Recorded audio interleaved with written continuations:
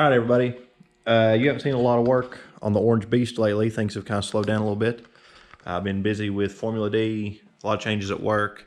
If y'all didn't know, the reason you haven't seen Matt around as much is Matt got a new job, and it's a lot harder for me and him to get our schedules aligned and stuff. Plus, Matt has 3 kids and school started back, so there's a lot of activity there. Hopefully, we can get back together and start doing some more videos together. But the orange car, the supercharger is here. I've decided to go supercharger instead of turbo for a lot of reasons.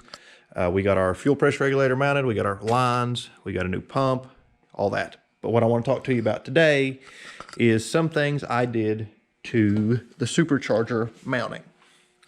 If you notice, the power steering cooler is over here. Vortech tells you to actually, it normally sits right here, tells you to take it and use these straps to mount it behind the intercooler, basically sandwiched between the intercooler, charger cooler, whatever you want to call it, to the radiator, AC condenser, and just kind of shove it up there and almost zip tie it in.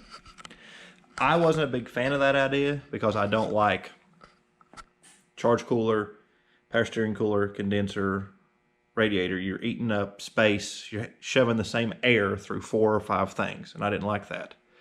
So where I got lucky is, normally on a normal bumper, this is covered up. But I have, as you can see up there, the AIT GTR R35 prototype replica bumper. And I get these nice little squares right here. One there and one there. So I was trying to keep from using up as much space in the main bumper there on the bottom or the top as I can, because I want to keep this thing cool.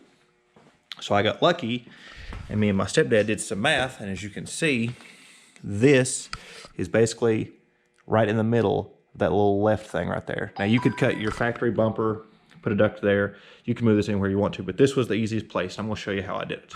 The way I did this is super simple. You can do this. Anybody could do this modification. What I'm hoping is that once I get the car running and it's over here in the free air, it'll keep it cool. But if not, I have bought 2 small electric PC fans I'm gonna put on the back of here and wire in. When the main fan comes on, it'll kick those on and pull some air across it. The other thing I may do is Jegs sells a transmission cooler that's this same width, but it's 2 rows, so it would be basically double this size, so it goes twice. So that would help too.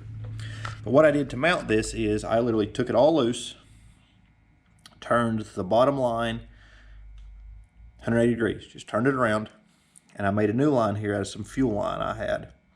But the way I mounted it was I took one of the factory brackets and cut it to where I was just using what I call the sandwich part, the part that actually holds it, and it's threaded. Then I took it and made a spacer, as you can see right here, to go back to where the bumper support itself bolts to and the bracket for the charge cooler.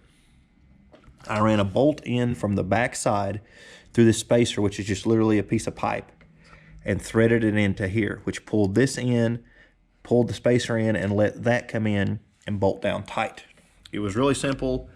It maybe took us, like, the hardest part was getting the bolt, the right thread and pitch to just thread into here. Everything else was literally just, this was a piece of pipe we got the bracket to fit, put it in there, and made this line. So everything was super simple.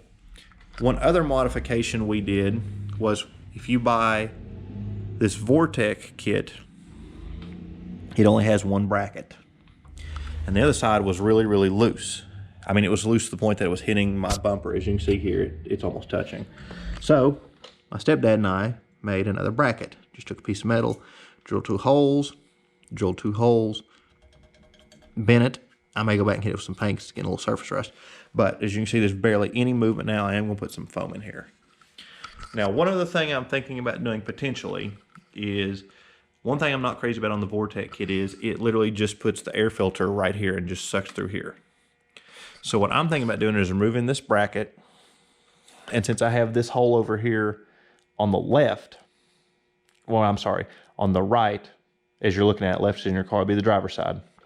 I'm going to build a duct from there, so it'll be right about here, and run just a piece of hose, like a ducting hose, up through here and into there. Just remove this bracket, or use that bracket, trim it a little bit, and put the hose in there. That way it's sucking air from there on the driver's side down low, up that duct, which would be right about here, up through here, and then into there, which would allow more colder air to go in.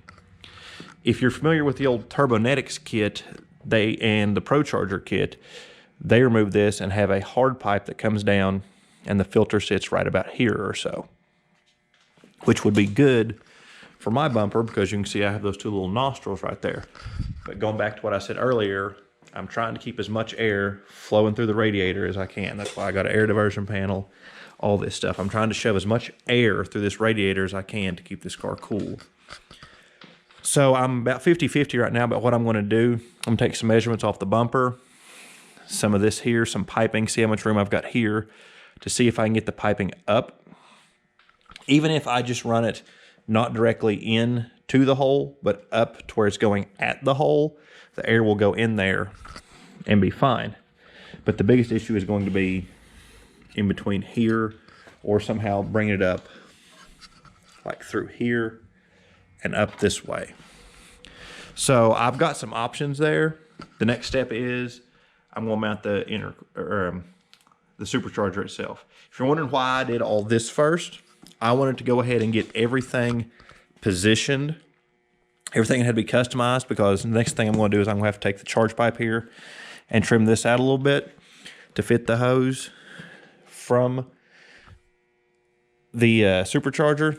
And over here, I'm going to have to trim a little bit of it back in here, this piece here, to fit the pipe coming from it, that going up to the intake. So I'm a big fan of getting everything fit itself. Like, make sure everything's going to fit perfectly before you go ahead and start putting everything together. I don't like to be in the middle of a project and be like, oh crap, now that we've got this on, we're going to have to customize this. I would rather do this stuff, make sure everything's going to fit, and then that way, as soon as you start, you're ready to go. So this is where we're at. It's going to slow down a little bit because, like I said, work's been crazy, Formula D. It's going to go into the busy season with my job. Plus, we've got November, December, your two busiest months, and it's going to get cold. So that's where I'm at. Plus, I'm trying to button up the Miata. So there will still be some updates on the Z. It may just slow down for a little bit, but that's where we're at. So hopefully in a month or so, we'll have another update, and we'll have most of the supercharger on there. Stay tuned, everybody.